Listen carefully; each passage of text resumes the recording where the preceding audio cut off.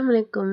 Regina கிச்சனில் இப்போ என்ன பார்க்க போகிறோன்னா, இந்த மாதிரி தேங்காய் சட்னி எப்படி செய்கிறதுன்னு பார்க்கலாம். நான் இதுக்கு தேங்காய் யூஸ் பண்ணல. தேங்காய் இல்லாத தேங்காய் சட்னி. வாங்க அதை எப்படி செய்கிறதுன்னு பார்க்கலாம். இப்போ ஒரு பேனில் கொஞ்சமாக எண்ணெய் ஊற்றிக்கோங்க.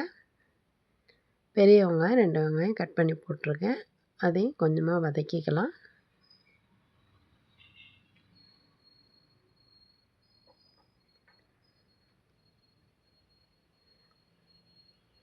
காரத்துக்கு 4 பச்சை மிளகாய் போட்டிருக்கேன். உங்களுக்கு காரம் எவ்வளோ வேணுமோ நீங்கள் கூட குறைச்சா போட்டுக்கலாம். கொஞ்சமாக உப்பு போட்டுக்கலாம். இது ரொம்ப வதங்கணும்னு அவசியம் இல்லை, கொஞ்சம் வதக்கினாலே போதும்.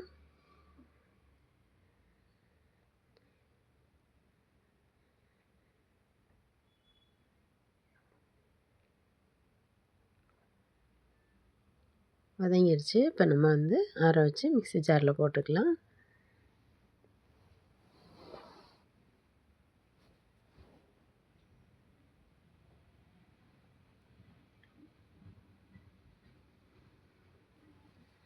ஒரு பூண்டு பல் போட்டுக்கலாம். 2 ஸ்பூன் பொட்டுக்கடலை. இப்போ கொஞ்சமாக தண்ணி ஊற்றிக்கலாம். இது அரைச்சிட்டு வந்துடலாம். பாருங்கள், சூப்பராக அரைஞ்சிருச்சு. ரொம்ப நைஸாக அரைக்க வேண்டாம், இந்த மாதிரி அரைச்சா போதும். இப்போ இதுக்கு தாளிப்பு கொடுத்துடலாம்.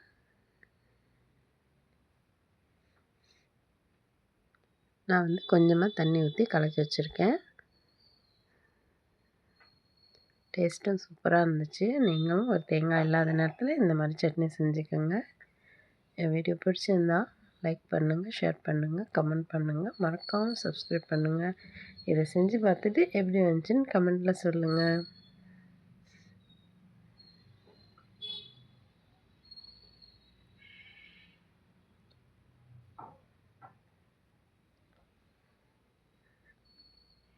நான் இதுக்கு கோதுமை தோசை தான் சுட்டு வந்தேன். அதுக்கு இந்த சட்னி சூப்பராகவே இருந்துச்சு.